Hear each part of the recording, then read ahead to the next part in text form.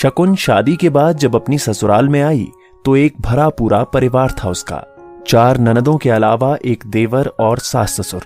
एक बड़ी ब्याहता ननद थी और उनकी शादी के करीब 9 साल बाद शकुन इस घर में दुल्हन बनकर आई। बड़ी ननद यानी नीरा दीदी का घर पास होने की वजह से अक्सर उनका आना जाना घर पर लगा रहता। ननदोई अपने इकलौते दामाद होने का पूरा फायदा उठाते और हमेशा दामाद के ठसके में बने रहते। कई बार दीदी आती और पापा से घर खर्च का रोना रोती, क्योंकि ननदोई जी का छोटा सा बिजनेस था जिसमें मुनाफा नहीं के बराबर था।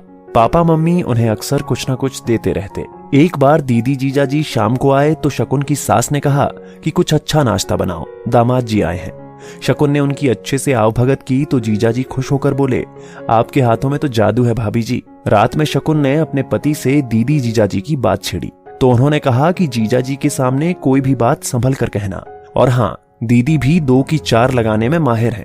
शकुन को ये सुनकर आश्चर्य हुआ कि कोई अपने भाई बहन के लिए ऐसे कैसे बोल सकता है, पर वो चुप रही। कुछ दिनों बाद दीदी अकेले आई और कहने लगी कि जीजा जी ने कोई जमीन देखी है और उसके लिए 2 लाख रुपए कम पड़ रहे हैं। हो सके तो पापा आप कुछ मदद कर दीजिए। ऐसे मौकों पर दीदी अकेले ही आती थी। पापा ने कहा कि मुझे अभी 3 लड़कियों की शादी करनी है, मैं कहां से दे पाऊंगा। तो दीदी ने कहा, पापा हम ये पैसे लौटा देंगे और अगर शादी में जरूरत पड़ी तो हम आपको कहीं से भी लाकर दे देंगे। पापा ने मम्मी से सलाह करके कुछ दिनों बाद पैसे जीजा जी को दे दिए। यूं तो दीदी पहले भी कभी बच्चों की फीस तो कभी बिजनेस में घाटे की बात कहकर काफी पैसे मम्मी पापा से ले जा चुकी थीं, पर इस बार रकम ज्यादा थी। तो पापा ने दीदी को फोन करके कहा कि अगर जमीन खरीदनी हो तो उसके पेपर वगैरह ले आओ, ताकि हम लोग भी देख लें कि पेपर सही है या नहीं। कुछ दिनों तो वो टालती रहीं। 6 महीने बाद अचानक एक दिन ननदोई जी का फोन आया कि वो आदमी तो फ्रॉड निकला जिससे हमने जमीन खरीदी थी। उसने किसी और की जमीन को दिखाकर हमें बेच दी।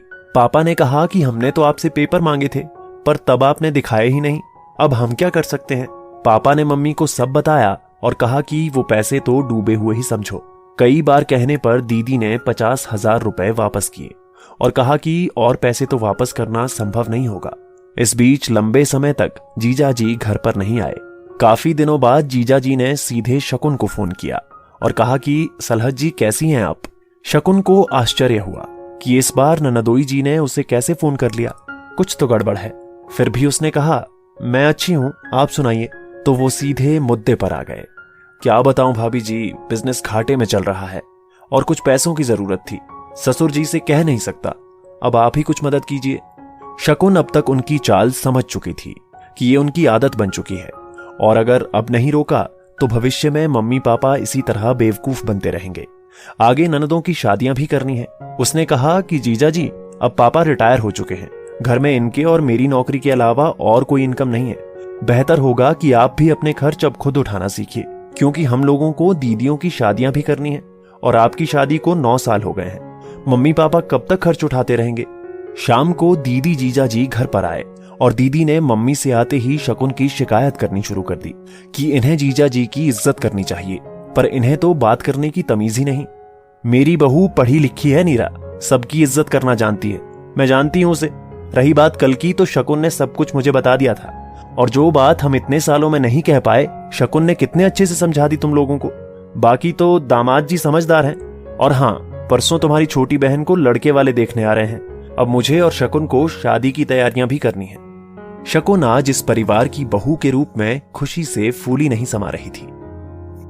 दोस्तों, आपकी इस वीडियो के बारे में क्या राय है, नीचे कमेंट करके जरूर बताइएगा। और अगर आपको ये वीडियो पसंद आए तो इस वीडियो को लाइक करिएगा, शेयर करिएगा ज्यादा से ज्यादा लोगों तक। और ऐसे ही और भी इंस्पिरेशनल वीडियो के लिए सब्सक्राइब करें हमारे YouTube चैनल को और Facebook पर फॉलो करें हमारे पेज को। धन्यवाद।